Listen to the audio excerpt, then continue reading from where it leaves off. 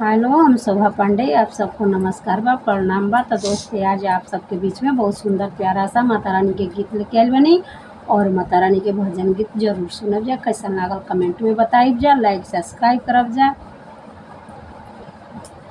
हम त जात बानी आरा के बजरिया माई जी, हम त जात बानी आरा के बजरिया माई जी, रौरा के काले आइबे बोली बोलिए माई जी, रौरा के काले आइबे बोली बोलिए माई जी। टीका ले आइब की बिंदिया ले आइम बोली बोली माई जी, टीका ले आइम की बिंदिया ले आइम बोली बोली माई जी, रौरा मंगिया में पहिराइब बोली बोली माई जी, रौरा मंगिया में सजाइब बोली बोली माई जी।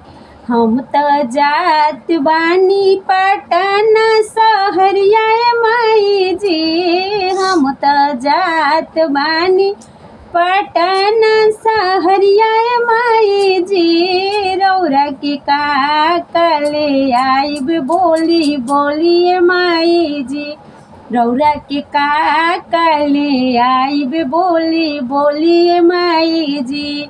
हरवा ले आइब के फूलवा ले आइब बोली बोली माई जी, हरवा ले आइब के फूलवा ले आइब बोली बोली माई जी, रौरा गरवा में पहिराइब बोली बोली माई जी, रौरा गलवा में पहिराइब बोली बोली माई जी।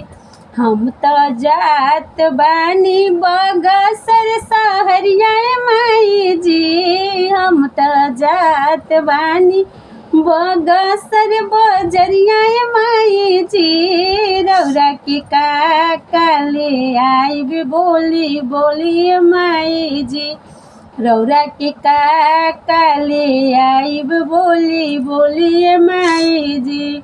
कंगन ले आइब के चूड़ी ले आइब बोली बोली माई जी, कंगन ले आइब के चूड़ी ले आइब बोली बोली माई जी, रौरा हथवा में पहिराइब बोली बोली माई जी, रौरा गटवा में पहिराइब बोली बोली माई जी।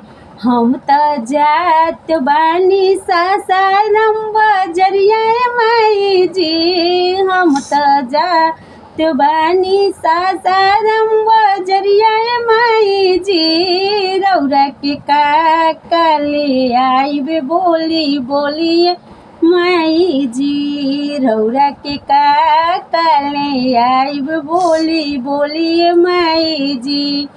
पायल ले आइब की छागल ले आइब बोली बोली माई जी, पायल ले आइब की छागल ले आइब बोली बोली माई जी, रौरा पौआ में पहिराइब बोली बोली माई जी, रौरा पौआ में पहिराइब बोली बोली माई जी।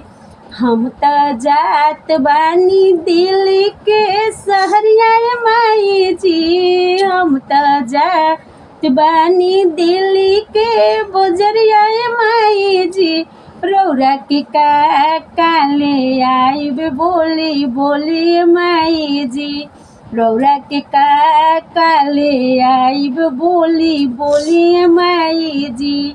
लहंगा ले आइब की चुनरी ले आइब बोली बोली माई जी, लहंगा ले आइब की चुनरी ले आइब बोली बोली माई जी, रौरा सिरवा पे ओढ़ाइब बोली बोली माई जी, रौरा सिरवा पे ओढ़ाइब बोली बोली माई जी।